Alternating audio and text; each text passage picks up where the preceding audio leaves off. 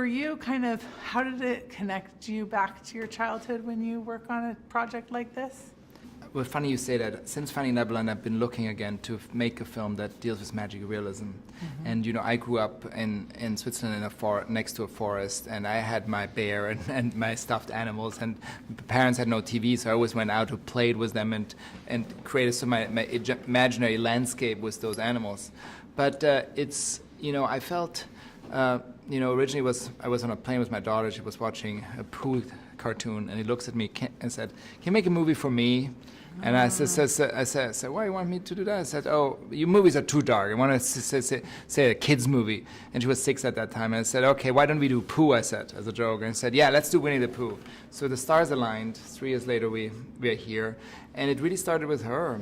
And I think, and I'm so happy to have made this movie because ultimately, Pooh is about love, about joy, and his red sweater represents the heart. And there's nothing more we need right now in the world is to have like hope, love, and joy. And so many people work so hard and don't get to spend time with their loved ones.